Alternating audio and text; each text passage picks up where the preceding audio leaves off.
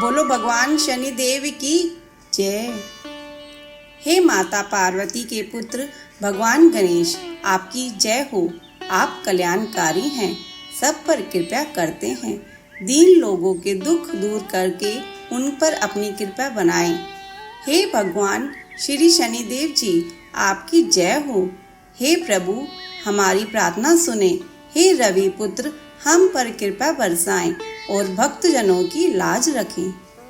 हे दयालु शनिदेव महाराज, आपकी जय हो। आप भक्तों की रक्षा करते हैं और आप उनके पालनहार हैं। आप श्याम वर्णीय और 4 भुजाओं वाले हैं। आपके मस्तक पर रतन जड़ित मुकुट सुशोभित है। आपका बड़ा मस्तक आकर्षक है। आपकी दृष्टि टेढ़ी रहती है। आपकी भ्रकुटी विकराल दिखाई देती है। आपके कानों में स्वर्ण कुंडल चमचमा रहे हैं। आपकी छाती पर मोतियों और मणियों का हार आपकी आभा को बढ़ाने का काम कर रहा है। आपके हाथों में गदा, त्रिशूल व कुठार मौजूद है, जिनसे आप शत्रुओं का संहार करते हैं।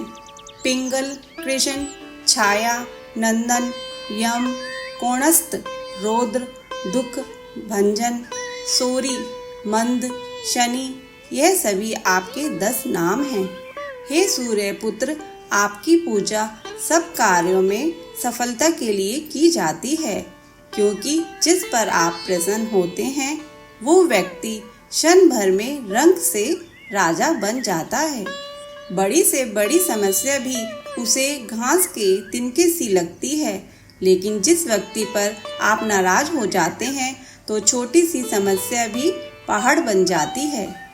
हे प्रभु, आपकी दशा के कारण ही तो राज करने की जगह भगवान श्री राम को वनवास मिला था। आपके प्रभाव की वजह से ही कैकेयी ने ऐसा बुद्धिहीन निर्णय लिया। आपकी दशा के कारण ही वन में मायावी मृग के कपट को माता सीता पहचान न सकी और जिस वजह से उनका हरण हुआ। आपकी दशा से ही लक्ष्मण के प्राणों पर संकट आ खड़ा हुआ। आपके प्रभाव से ही रावण ने भी ऐसा बुद्धिहीन काम किया और प्रभु श्री राम से लड़ाई ली। आपकी दृष्टि के कारण ही भगवान हनुमान का डंका पूरे विश्व में बजा और लंका तहस नहस हो गई।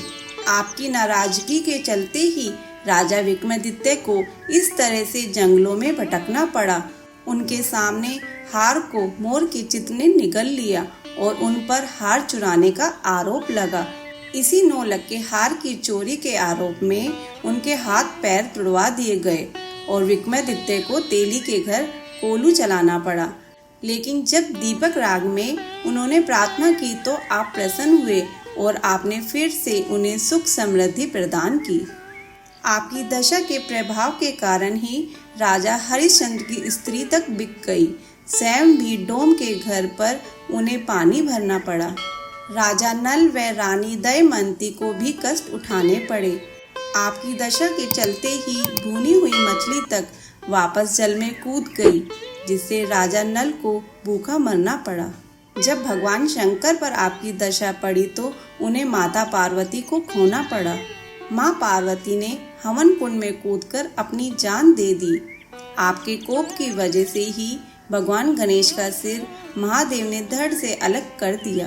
पांडवों पर जब आपकी दशा पड़ी तो द्रौपदी को कौरवों द्वारा पीड़ा सहनी पड़ी। आपकी दशा से ही कौरवों की मति मारी गई, जिससे महाभारत का युद्ध हुआ। आपकी कुदृष्टि से तो स्वयं आपके पिता सूर्यदेव भी नहीं बच पाए और उन्हें अपने मुख से लेकर आप पाताल लोक में कूद गए। देवताओं द्वारा विनती करने पर आपने सूर्यदेव को अपने मुख से आजाद किया। हे प्रभु, आपके 7 वाहन हैं, हाथी, घोड़ा, गधा, हिरन, कुत्ता, सियार और शेर। आप जिस वाहन पर बैठकर आते हैं उसी प्रकार का आप फल देते हैं।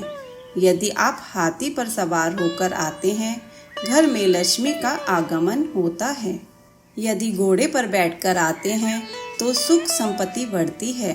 यदि गधे पर विराजित होकर आते हैं तो कई प्रकार के कार्यों में अड़चन आती है। वहीं आप जिसके यहाँ शेर पर सवार होकर आते हैं उसका रुतबा बढ़ाते हैं। वहीं जब आपकी सवारी सियार होती है तो आपकी दशा से बुद्धि भ्रष्ट हो जाती है। और यदि हिरन पर आप आते हैं तो शारीरिक व्याधियां लेकर आते हैं।